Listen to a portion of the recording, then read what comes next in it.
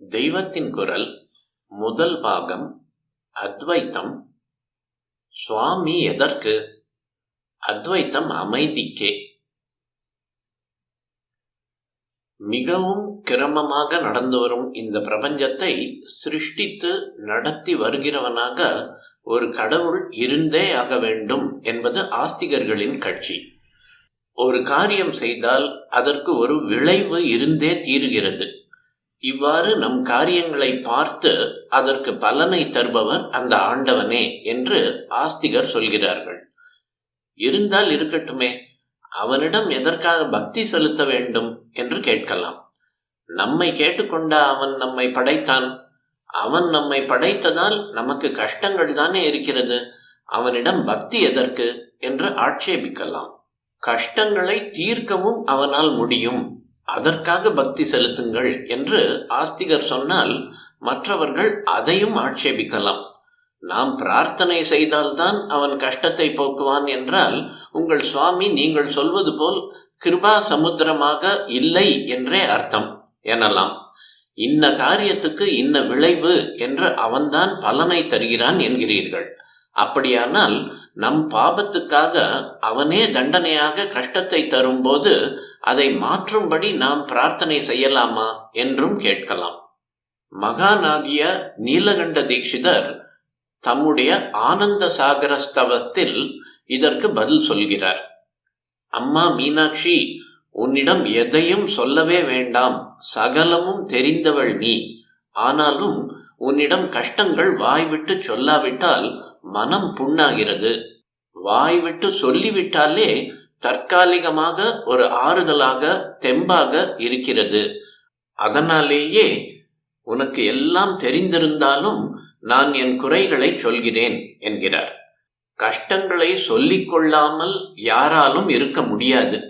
வெளிப்பட சொன்னாலே அதில் ஒரு நிம்மதி பிறக்கிறது. கண்ட இடத்தில் போய் சொல்லிக் கொள்ளாமல் கேட்பவர்கள் எப்படி எடுத்துக்கொள்வார்களோ என்றில்லாமல் பகவானிடம் கஷ்டத்தை சொல்லிக் கொள்ளலாம். அவன் கிருபா சமுத்திரமாக இருந்து நாம் கேட்காமலே கஷ்ட நிவர்த்தி தந்தாலும் சரி, அல்லது பலனை தரும் பலதாத்தா என்கிற முறையில் நம் பாவத்துக்கு தண்டித்தே தீர்வான் என்றாலும் சரி, அல்லது கஷ்டத்தை மாற்றாமலே அதை தாங்கிக் கொள்ளும் பக்குவத்தை நமக்கு தந்தாலும் சரி, அவனிடம் முறையிட்டுக் கொள்வதே நமக்கு ஓரளவு சாந்தி. ஆனால் வாஸ்தவத்தில் நான் ஈஸ்வர பக்தி என்று சொல்வது நம் கஷ்ட நிவர்த்திக்காக பிரார்த்திப்பதை அல்ல, அல்லது நமக்கு சந்தோஷ வாழ்வை தந்தவனுக்கு நன்றியாக பக்தி செலுத்த வேண்டும் என்றும் சொல்லவில்லை. நான் அப்படி சொன்னால் மரம் வைத்தவன் ஜலம் ஊற்றத்தான் வேண்டும், நம்மை படைத்தவன் நமக்கு நல்வாழ்வு தரத்தான் வேண்டும், அது அவன் கடமை, இதற்கு என்ன நன்றி என்று யாராவது ஆட்சேபிக்கலாம். ஆகவே இதற்கெல்லாம் நான் பக்தியை சொல்லவில்லை. பின் எதற்கு சொல்கிறேன் என்றால், இப்போது கஷ்டம் சந்தோஷம் என்ற 2 வார்த்தைகளை சொன்னேனே, இந்த இரண்டுமே மனசை ஆட்டுபவைதான். மனம் ஆடாமல் இருப்பதுதான் உண்மை ஆனந்தம். மற்ற சந்தோஷங்கள் எதுவும் நிரந்தரமானவை அல்ல. தூங்கும் போதும் ஜடமாக பிரமை பிடித்திருந்தாலும் கஷ்டம் சுகம் இல்லைதான். ஆனால் அப்போது ஆனந்தமாக சாந்தமாக இருக்கிறோம் என்றும் தெரிவதில்லை. மனசில் அலை எழாமல் இருக்க வேண்டும்.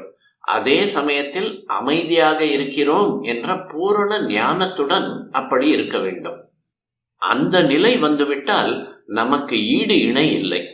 மனசு என்று ஒன்று இருந்து அதிலே எண்ணங்கள் தோன்றுகிறபடியால் தான் பரமாத்மாவுக்கு வேறாக ஜீவாத்மா என்ற நாம் இருக்கிறோம் என்ற எண்ணமே உண்டாக முடிகிறது.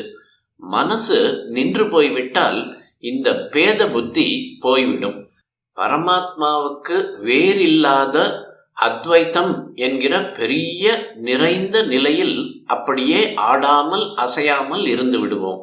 சாந்தி அமைதி வேண்டும் என்றே நாம் மனசை நிறுத்தினாலும் அதன் பலன் அகண்டாகாரமான அத்வைத்த அனுபவமே ஆகிறது. அந்த நிலை வருவதற்கு அந்நிலையில் உள்ள ஒன்றை தியானித்து கொண்டே இருக்க வேண்டும். நாம் ஒன்றையே நினைத்து கொண்டிருந்தால் அந்த நினைவு நம்மை அதுபோலவே உருவாக்கி விடுகிறது. இதை விஞ்ஞான ரீதியில் கூட ஒப்புக்கொள்கிறார்கள். இந்த ரீதியில் அமைதிக்கு, ஆனந்தத்துக்கு ஒரு லட்சிய உதாரணமாக ஐடியல் இருப்பது சுவாமிதான். பிரபஞ்சத்தை நடத்தி இத்தனை காரியங்களை செய்தும் கவனித்தும் பலனளித்தும் வந்தாலும் சுவாமி இதனால் எல்லாம் மனம் சலிக்காமல் சாந்தமாக இருக்கிறார். ஈஸ்வரனை ஸ்தாணு என்பார்கள். கட்டை மரம், பட்ட கட்டை என்று அர்த்தம். உயிரோட்டம் உள்ள மரம்தான், ஆனாலும் உணர்வில்லாத மாதிரி இருக்கிறது. இந்த கட்டையை சுற்றி கொண்டிருக்கும் கொடி அம்பாள். அந்த கொடிக்கு அபர்ணா என்று ஒரு பெயர், அதாவது இலை இல்லாதது என்று அர்த்தம். உயிரோட்டத்துடன் ஆனால் உணர்ச்சி கொந்தளிப்புகள் இல்லாத பராசக்தி என்ற கொடியானது உயிரோட்டம் இருந்தாலும் உணர்ச்சி இல்லாதது போல் இருக்கும் பரம்பொருளை சுற்றி கொண்டிருக்கிறாள். சுவாமி என்று நினைக்கும் போதே ஞானம், சாந்தம் என்ற இரண்டு பாவமும் நம் மனசிலும் வருகின்றன. எனவே சுவாமியை தியானம் செய்ய செய்ய இந்த ஞானம், சாந்தம் இந்த இரண்டும் நமக்கு நன்றாக சித்திக்கின்றன. இதற்கே சுவாமி வேண்டும், அவரது ஸ்மரணையான பக்தி வேண்டும் என்கிறேன். நாம் கஷ்ட நிவர்த்திக்காக சுவாமியிடம் போனாலும் சரி, அல்லது சௌக்கியமாக இருக்கிறோம் என்று நன்றி காட்ட போனாலும் சரி, அவரை நினைக்கிற பழக்கம் வலுக்க வலுக்க தானாகவே இந்த கஷ்டம், சௌக்கியம் ஆகியவற்றை பற்றியே நினைப்பதிலிருந்து நம் மனம் விடுபடும். அவர் எப்படி நடத்துகிறாரோ அப்படி நடத்தி வைக்கட்டும் என்று பாரத்தை அவரிடமே தள்ளிவிட்டு விஸ்ராந்தியாக இருக்கிற மனோபாவம் உண்டாகும். ஏதோ ஓர் ஆனந்தமும் சாந்தமும் மனசில் படரத் தொடங்கும். இதுவே நம்மை அமர நிலையில் சேர்ப்பது. ஓயாமல் குறையுள்ள நாம் மாறாத நிறைவாக நிறைவதற்கு வழி செய்வது. ஆத்ம விசாரம், தியானம், யோகம் இதுகளால் தான் நம் மனசை பட்டக்கட்டை மாதிரி ஆக்கி கொண்டு நிறைந்த நிறைவாக இருக்க முடியும் என்பது உண்மை. பின்னே நான் இந்த சாதனைகளை சொல்லாமல் பக்தியை சொல்கிறேனே என்று கேட்கலாம். ஸ்ரீ ஆதிசங்கர பகவத் பாதாள் ஒரு காரியமும் ஒரு சிந்தனையும் இல்லாமல் அப்படிப்பட்ட நிலையில் பக்தி என்கிற மனசின் காரியம் கூட இல்லைதான். இருக்கிற நிலையைத்தான் மோக்ஷம் என்றார். நான் பக்தி பண்ணுங்கள் என்று சொல்கிறேனே என தோன்றலாம்.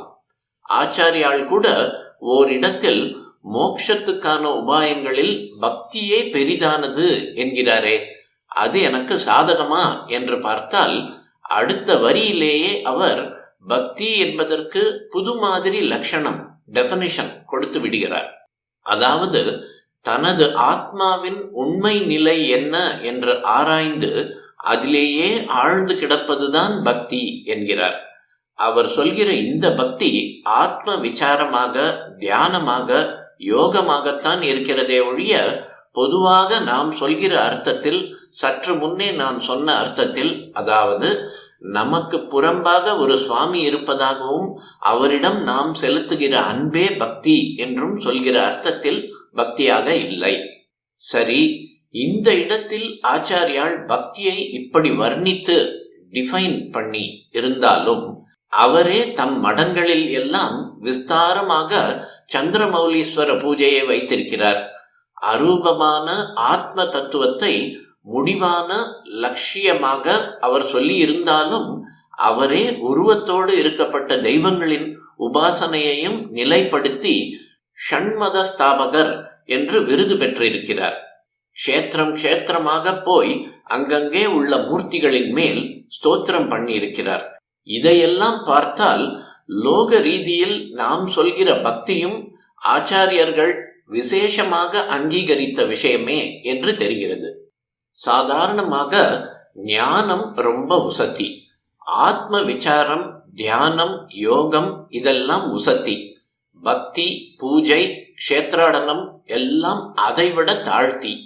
இந்த பக்தியை விடவும் கூட பல தினுசான ஆச்சாரங்கள், அனுஷ்டானங்கள், வைதிக கர்மங்கள் எல்லாம் இன்னமும் தாழ்த்தி என்று ஒரு அபிப்பிராயம் உண்டு. இந்த காலத்தில் படித்தவர்களிடம் இந்த அபிப்பிராயம் மிகவும் தீவிரமாக இருக்கிறது. கர்மாக்கள் எல்லாம் மூட நம்பிக்கை, சூப்பர்ஸ்டிஷன். பக்தி சமாச்சாரம் எல்லாம் வெறும் உணர்ச்சி, சென்டிமெண்டல். தியானம், மெடிடேஷன், யோகம், யோகா, ஆத்ம விசாரம், செல்ஃப் இன்குவைரி, இதுகள்தான் ஆத்ம சம்பந்தமானவை, ஸ்பிரிச்சுவல் என்கிற பேச்சு இப்போது ஜாஸ்தி. ஆனால் ஆத்மஸ்வரூபத்திலேயே கரைந்து ஒரு காரியமும் ஒரு எண்ணமும் இல்லாமல் இருக்கிற அத்வைதத்தை நிலைநாட்டிய ஆச்சாரியால் ஞான மார்க்கத்தை சொன்னவர்தான் என்றாலும் கூட அவர் மனசை வைத்துக்கொண்டு செய்கிற பக்தி காரிய ரூபமான வைதிக கர்மானுஷ்டானங்கள் எல்லாவற்றையுமே அங்கீகரித்திருக்கிறார். ஏன் இப்படி செய்திருக்கிறார் என்றால், இந்த பிரபஞ்சத்தில் மாட்டிக்கொண்டிருக்கிற நம் இத்தனை பேருக்கும் சித்தம் ஓயாமல் ஓடிக்கொண்டேதான் இருக்கிறது. க்ஷண காலம் கூட அது நிற்க மாட்டேன் என்கிறது. நேராக இதோ இப்பொழுதே மனதை நிறுத்திவிட்டு ஒரு காரியமும் இல்லை, ஒரு எண்ணமும் இல்லை என்று பண்ணி கொண்டு விடலாம் என்று எத்தனம் செய்து பார்த்தாலும் நடக்க மாட்டேன் என்கிறது. எண்ணங்கள் பாட்டுக்கு நாலா திசையும் ஓடிக்கொண்டேதான் இருக்கின்றன. நம்முடைய பாசங்கள், துவேஷங்கள், துக்கங்கள், பயங்கள், சந்தோஷங்கள் எல்லாம் மாறி மாறி வந்து மோதி அலைக்கழித்து கொண்டேதான் இருக்கின்றன. இவற்றையொட்டி இந்த காரியத்தை பண்ண வேண்டும், அந்த காரியத்தை பண்ண வேண்டும் என்கிற திட்டங்களும் ஓயாமல் போட்டபடிதான் இருக்கிறோம். ஆக கூடி அப்படியே சித்தத்தை நிறுத்திவிட்டு ஆத்மாவில் முழுகிப்போ என்று சொல்லிவிடுவதால் மட்டும் அந்த மாதிரி ஆகிற நிலையை வாஸ்தவத்தில் சாதித்து கொள்ள முடியவில்லை. இந்த மாதிரி சித்தத்தை நிறுத்த முடியாமல் இருப்பதற்கு காரணம் என்ன? நம்முடைய பூர்வ கர்மா தான். பல தினுசான தப்பு தண்டாக்கள், பாபங்கள் ஜென்ம ஜென்மமாக பண்ணிவிட்டோம். அந்த பாபங்கள் தீருகிற மட்டும் நமக்கு ஆத்மானுபவம் என்கிற பேரானந்தம் சித்திக்காது. கர்மாக்களுக்கெல்லாம் பலன் தருகிற பல தாத்தாவான ஈஸ்வரன் நம் பாபத்துக்கெல்லாம் தண்டனை கொடுத்து தீர்த்து வைத்த பிறகுதான் நமக்கு அந்த சாஸ்வதமான பேரின்பம் கிடைக்க முடியும். பாபத்தை எப்படி தீர்த்து கொள்வது என்றால் புண்ணியத்தால் தான் தீர்த்து கொள்ள முடியும். ஒரு ஜென்மாவில் இவன் பண்ணின பாபங்களை இன்னொரு ஜென்மாவிலாவது தீர்த்து கொள்ளட்டும் என்கிற மகா கருணையால் தான் ஈஸ்வரன் மறுபடி ஜென்மா தருகிறார். ஆனால் நாம் என்ன செய்கிறோம்? இந்த புது ஜென்மாவில் பழைய பாபங்களுக்கு நிவிருத்தியாக புதிய புண்ணியங்களை பண்ணாமல் இருப்பதோடு இப்போதும் வேறு புதுசு புதுசாக பல பாபங்களை செய்து வருகிறோம். இந்த புது ஜென்மாவில் பழைய பாபங்களுக்கு நிவிருத்தியாக புதிய புண்ணியங்களை பண்ணாமல் இருப்பதோடு இப்போதும் வேறு புதுசு புதுசாக பல பாபங்களை செய்து மூட்டையை பெருசாக்கி கொள்கிறோம். இப்படி பாவங்களை பெருக்கிக் கொள்ளாமல் அவற்றை கரைத்து கொள்வதற்காகத்தான் ஆச்சாரியால் கர்மத்தையும் பக்தியையும் ஞானத்துக்கு அங்கமாக வைத்தார். பாவங்கள் இரண்டு தினுசு. ஒன்று சரீரத்தால் செய்த பாப கர்மா, இன்னொன்று மனசினால் செய்த பாப சிந்தனை. பாப கர்மாவை போக்கிக் கொள்ள புண்ணிய கர்மா செய்ய வேண்டும். பாவ எண்ணங்களை போக்கிக் கொள்ள புண்ணியமான நினைப்புகளை வளர்த்து கொள்ள வேண்டும். புண்ணிய கர்மா என்ன? அவரவருக்கும் வேதம் விதித்த கர்மம்தான். லோக வாழ்க்கை சீராக நடக்க வேண்டும். அறிவினால் நடக்கிற காரியம், ராஜாங்க ரீதியில் நடக்கிற காரியம், வியாபார ரீதியில் நடக்கிற காரியம், சரீர உழைப்பினால் நடக்கிற காரியம் எல்லாம் ஒன்றுக்கொன்று விரோதமில்லாமல் அனுசரணையாக நடந்தால்தான் சமூக வாழ்வு சீராக இருக்கும் என்பதால் வேத தர்மம் சமுதாயத்தை இப்படி 4 காரியங்களுக்காகவும் பிரித்து ஒவ்வொருத்தருடைய தொழிலையும் ஒட்டி அவரவருக்கான நியதிகளை, ஆச்சார அனுஷ்டானங்களை வகுத்து தந்திருக்கிறது. இவற்றை துளிக்கூட மீறாமல் அவரவரும் தொழில் செய்தால் அதுவே புண்ணிய கர்மாவாகிறது. கர்மா எப்படி பாபமாகிறது என்றால், நமக்காக என்று ஆசை வயப்பட்டு ஏதோ ஒரு லட்சியத்தை பிடிக்கப் போகிற போதுதான் இந்த லட்சிய பூர்த்திக்காக எந்த தப்பையும் செய்ய துணிகிறோம். அதனால் சித்தத்தில் துவேஷம், துக்கம், பயம் இம்மாதிரி அழுக்குகளை ஏற்றி கொண்டு விடுகிறோம். இப்படி நாம ஒரு லட்சியத்துக்கு ஆசைப்படாமல் வேதம் சொல்கிறபடி என்று கர்மா செய்ய ஆரம்பித்து விட்டால் பேராசையின் அரிப்பு இல்லை, போட்டா போட்டி இல்லை, அதனால் வருகிற துவேஷம், துக்கம் இத்தியாதி இல்லை. சமுதாயம் முழுக்க சர்வ ஜனங்களும், அதற்கும் மேலே சமஸ்த பிரபஞ்சமுமே நன்றாக இருக்கத்தான் வேதம் இப்படி கர்மாக்களை பிரித்து கொடுத்திருக்கிறது என்பதை புரிந்து கொண்டு சொந்த லாபத்தை பெரிதாக நினைக்காமல், அதாவது பலனை கருதாமல் லோகக்ஷேமத்தையே நினைத்து இப்படி கர்மாக்களை பண்ணுகிற போது அவையெல்லாம் புண்ணிய கர்மங்களாகி நமக்கு உள்ளூர நன்மை செய்கின்றன.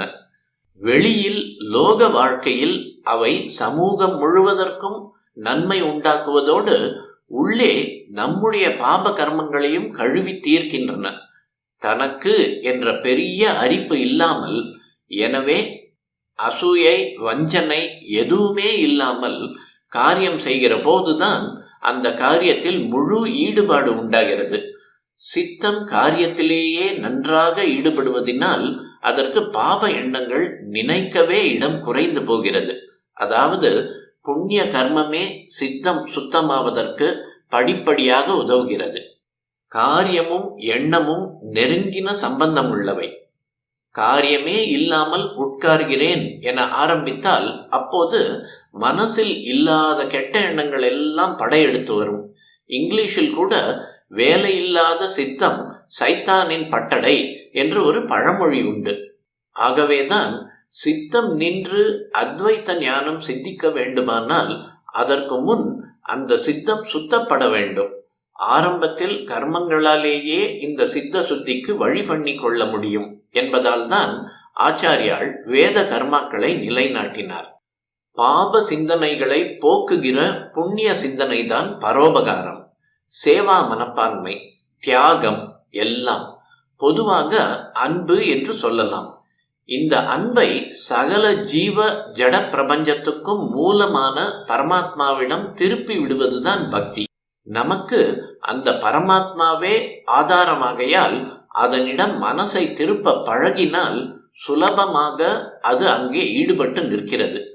பாப சிந்தனையே இல்லாமல் போய் ஏற்கனவே ஜன்மாந்தரங்களாக ஏற்றி கொண்டிருந்த பாப வாசனைகளும் பகவத் ஸ்மரணத்தினால் கரைந்து கரைந்து மனசானது பரமாத்மா ஒன்றையே கெட்டியாக பிடித்து கொள்கிற ஐகாக்கிரிய நிலை லபிக்கிறது.